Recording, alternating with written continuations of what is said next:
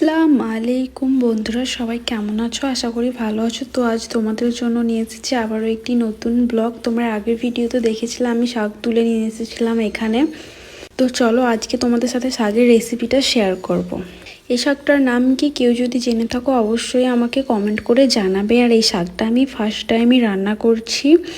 আর আমি এই রান্নাটা আমার দিভাইয়ের কাছ থেকে জিজ্ঞাসা করে নিয়েছিলাম যে এই শাকটা কীভাবে রান্না করতে হয়। তো চলো দেখা যাক কেমন হয় টেস্টটা। শাকটাকে আমি প্রথমে সুন্দরভাবে কুচিয়ে কেটে নিয়েছি, তারপরে আমি এখানে রসুন, কিছু পেঁয়াজ সেগুলোকেও কুচিয়ে নিয়েছি। চলো এরপর আর কি করি সব কিছুই তোমাদের সাথে শেয়ার করব। আর আমার এই ছোট ছোট ব্লগগুলো যদি তোমাদের দেখতে ভালো লাগে তাহলে অবশ্যই লাইক, কমেন্ট, শেয়ার একটু বেশি বেশি করে করো, যেহেতু আমি নতুন ভিডিও বানাচ্ছি। আর কে কে এই শাকটা খেতে পছন্দ করো আমাকে অবশ্যই জানিও। আমি তো এই ফার্স্ট টাইমই বানাচ্ছি, সেটা তোমাদেরকে আগেই বললাম। আর ফার্স্ট টাইমই খাবো, জানি না কেমন টেস্ট। আর তোমরা তো সবাই জানো যে আমরা ঘুরতে গেছিলাম কেরালার বিচেতে, ওখানে তো অনেক মজা করছি। যে যেতে চাও অবশ্যই ওখানে যাও, জায়গাটা অনেক সুন্দর। আমার তো ভীষণ পরিমাণে ভালো লেগেছে আর অনেক মজাও করেছি আমরা দুজনে।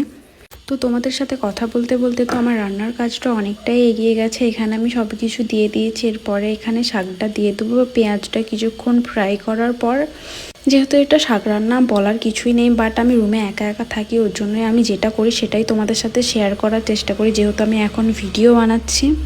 ছোটোখাটো কাজ হলেও এই ভিডিওগুলোই তোমাদের সাথে শেয়ার করি। আর আশা করি তোমাদের অনেক অনেক ভালো লাগবে আমার ভিডিও।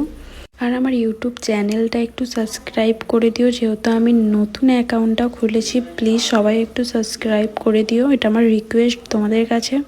তো চলো আমার শাক রান্না কমপ্লিট, আমি ভাত বেড়ে নিয়েছি। আর আজকে রেসিপিতে ছিল শাক, সয়াবিন আর ডিম। তো চলো দেখা হচ্ছে পরের ভিডিওয়। সবাই ভালো থেকো, আল্লাহ হাফিজ।